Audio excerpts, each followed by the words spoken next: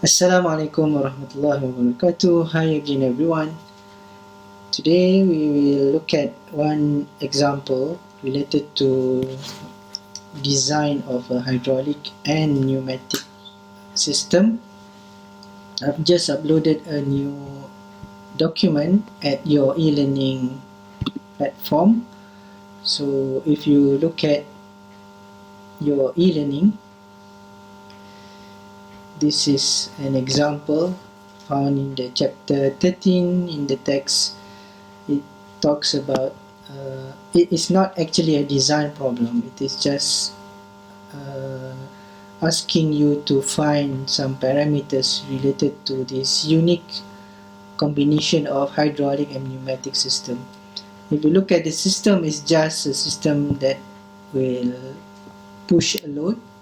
The load given is 12,000 pounds, but this is a combined pneumatic. You can see there's an air piston, and this air piston is connected to the oil piston here.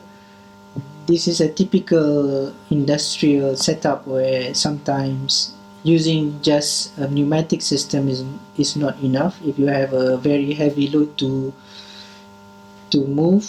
So you combine the air, i.e. the pneumatic and the hydraulic system together. In this case, if we look at this question together, an air hydraulic intensifier is connected to a hydraulic cylinder driving this load, and the parameters were given here. As you can see that the piston, air piston and oil piston are given. Intensifier stroke is 2 inches, so means the length that the piston can move is 2 inches. Cycle 1 stroke per second. And actually it's also mentioned here that the diameter of the cylinder piston is also given. Let's just look together how to answer this question. Question 1 asks us to find a volume displacement of the intensifier oil piston. So for part A, it's just the volume is just equals to the area times the length. So this is just, you know, the area of this oil piston given, and the length is also given. So if you look at the question, the area can be found by using the diameter here, and the stroke is 2 inches. So all we need to do is just, this is, pi r squared times the length, which is just this is 1, but this is 1 inch, but of course we need to, this is diameter, so we need to divide by 2.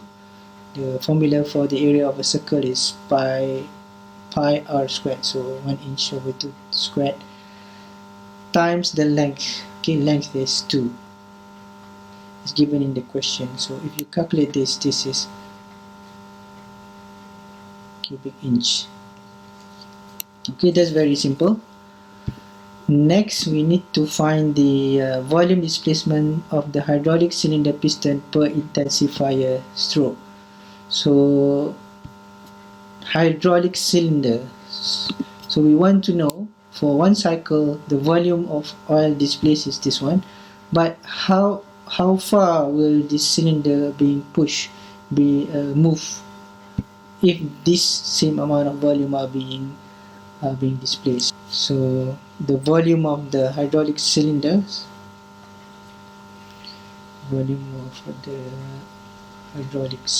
let's just say HC, is equals to the volume of the intensifier. This is just the same volume.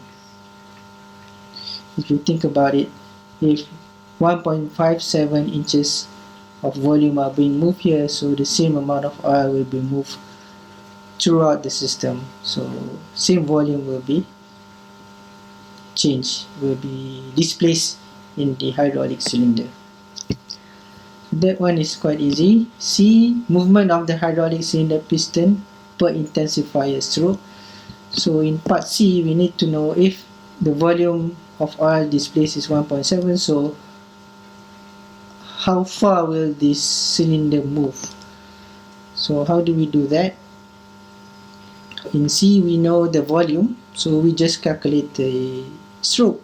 Okay, so volume, as you all know, volume is just equals to the area times the length. Length is the stroke, so which implies I'll just put length is equal to B over A. So this is 1.57 divided by pi r squared. Okay, where r is the diameter of this cylinder. So this is equals to 1.57 divided by pi 1.5 over 2 squared, which is equals to 0.89 inch. Okay, so that's not too bad. Third one, volume displacement of the blank end of the intensifier air cylinder piston. We want to know how much air here is displaced. We want to know, so we know the volume of the oil displaced, so how much air will be displaced in the intensifier. So for this one, this is part D. So the volume of air is equals to pi. So we know the area, so we need to find this area times the length. Okay, so that will be the volume of air displaced. So we know the volume of, we know the stroke, we know that the cylinder will move, the length is given as 2 inches just now, so we can just calculate the volume. So pi r squared, so what will be the radius of the air piston? It is 8.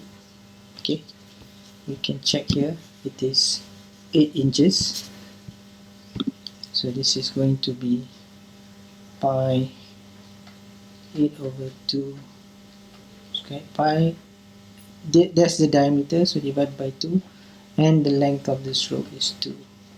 So if you calculate this, you will get 1 cubic inch. That's not too bad. And in part E, flow rate of oil from the intensifier. So flow rate, this is how much how much oil is flow per cycle. It's given here that the intensifier cycle frequency is 1 stroke per second, so it will move one stroke means 2 inches per second. So how much is what will be the flow rate of oil from the intensifier? Here we can calculate that as what will be the flow rate. So what's the formula for flow rate? So let's say you want to find the flow rate of oil. So this one you can refer to the previous lecture.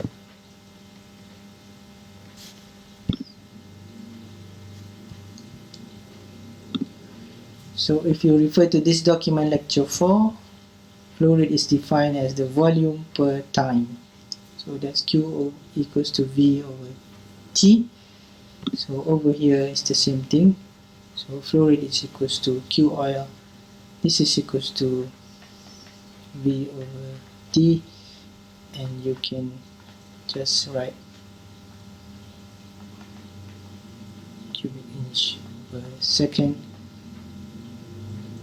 if you want to change this into the more standard form, you can change this to from inch to gallons, or inch to feet to gallons, and from second to minute. If you do that, then you will get 0.41 gallons per minute. So actually the main part of this question is this one: air consumption rate of intensifier in standard cubic feet per minute. What the question is asking is how much air is consumed from the atmosphere. How much air is taken from the atmosphere to your system based on the setup, based on the load, and based on the cycle of the